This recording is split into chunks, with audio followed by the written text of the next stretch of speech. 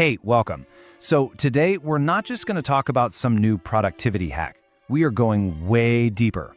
We're going to explore how this simple, everyday act of taking notes can actually be transformed into a really profound practice for thinking, for creating, and, ultimately for living a more conscious and meaningful life. So let's get into it. Oh, it's a feeling we all know, right? You're in the shower, you're out for a walk, maybe just driving, and boom, this amazing insight just hits you. But by the time you can actually grab a pen or open an app, poof, it's gone. And look, this isn't just a small annoyance. It's a constant, slow leak of our best, most valuable thoughts just washed away in the busyness of our lives. So let's just completely reframe why we even do this. What if the whole point of taking notes wasn't just to build this dusty archive of stuff you might need one day? What if instead it was this active, dynamic process, a way to actually wrestle with ideas, to connect things that seem totally unrelated, and to build a system that doesn't just store your thoughts, but actively helps you think better? I mean, to put this into perspective, some research suggests that the average person processes the equivalent of 34 gigabytes of information every single day. Our brains just weren't built to handle that kind of constant fire hose of data. So without some kind of external system, our very best ideas are pretty much guaranteed to get lost in the flood. And that leads us to this really powerful shift in mindset. We've got to stop looking at our notes as just a storage locker and start treating them like a real partner in thought. An external system that can hold our ideas, sure, but way more importantly, one that helps us see the hidden connections between them and helps us develop them over time. Now, what's so wild is that this idea is not new at all. I want you to meet Niklas Luhmann. He was a German sociologist who was just unbelievably prolific. We're talking over 50 books and more than 600 articles in his lifetime. And he said this incredible output wasn't just because he was a genius. He credited it to his partnership with his unique note-taking system, which he called the Zettelkasten. That's German for slipbox. And this quote right here, it just nails it. Luhmann's system wasn't for one specific project or paper. It was a lifelong system for engaging with knowledge. He wasn't just taking notes. He was basically having a conversation with his past self, building this huge interconnected web of thoughts that grew and evolved right along with him. So this is the crucial point, this massive change in mindset. The old way is like being a librarian for your own brain, carefully collecting and filing things away in isolated folders. And it just becomes this messy, bloated archive that you almost never go back to. The new way, it's like being a gardener. You're not just collecting seeds, you're planting them, you're nurturing them, and you're creating this rich ecosystem where new ideas can cross-pollinate and grow into something unexpected. It really becomes a partner. Okay, so we get the philosophy, the why, but how does this actually work in practice? How do you go from just a random collection of notes to this thriving web of ideas? Well, it all comes down to a few core principles that let the whole system grow organically. The first, and honestly the most important rule, is what's called the principle of atomicity. Just think of it like Lego bricks. Each individual note, or a zettel, should only contain one single idea, one concept, one little piece of knowledge. Not a whole book summary, just one self-contained thought. And this seems so simple, but it's incredibly powerful. Why? Well, because small single-idea Legos are way, way easier to connect and build with than giant, clunky, multi-idea blobs.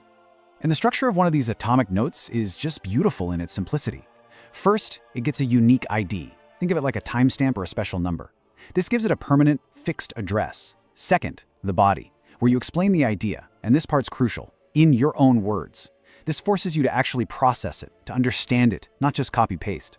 And finally, you have a reference to where you got the idea from. A book, an article, or maybe even another note that's already in your system. And this is where the real magic happens. When you link two of these atomic notes together, you don't just, create a hyperlink and call it a day. You actually write a little sentence explaining why you're connecting them. Something like, this idea completely challenges the concept in note XYZ, or this is a perfect example of the theory in note ABC. That act of explaining the relationship is the act of thinking. You are literally creating new knowledge that didn't exist until you made that connection. Now, Luhmann built his incredible system with paper slips and index cards. It's amazing. But today, we have all these powerful digital tools at our fingertips. So let's look at how these timeless principles can be built into a modern, actionable framework that you can literally start using right away. A guy named Tiago Forte, a productivity expert, has popularized this amazing system called building a second brain. And what it does is it takes the core philosophy of Luhmann's Zettelkasten and brilliantly adapts it for our digital lives. It's a really practical method for turning that daily information fire hose into a well-organized creative powerhouse. And the entire system is built around this simple four-step acronym, CODE. First, you capture anything that resonates with you. Quotes, articles, random thoughts, without overthinking it. Then, you organize it, not by topic, but for action. Next, you distill those notes down to their absolute core essence. And finally, and this is the most important part, you express. You use all this refined knowledge to actually create something new and share it. I absolutely love this analogy. A librarian organizes things by a rigid historical system. It's all about where things are supposed to belong. But a chef organizes their kitchen for action. The spices are right by the stove, the knives are next to the cutting board. Everything is positioned for what you're about to do. Your digital notes, they should be organized the exact same way. And this right here is the chef's organization system, PARA. It stands for Projects, Areas, Resources, and Archives. Now notice what's at the very top, projects, the stuff you are actively working on right now. Areas are your bigger, long-term responsibilities like your health or finances. Resources is kind of a catch-all for topics you're interested in. This structure makes sure that the information you need for your current goals is always right there, front and center, ready for you to use. So the D in COD stands for distill, and this technique for doing it, called progressive summarization, is just brilliant. You don't try to get the perfect summary all at once. You do it in layers over time. So first, you might just save an article. Later, when you have a minute, you go back and highlight the best parts. On another pass, you bold the absolute key sentences inside those highlights. And then finally, you write your own little executive summary at the top. This layering makes your very best ideas just jump right off the page at you, saving you so much time and effort down the line. And that brings us to the final, and really the most crucial piece of this entire puzzle. The ultimate purpose of building this second brain, this partner in thought, it's not to become a perfect digital archivist. It's not to hoard knowledge. The purpose is to create.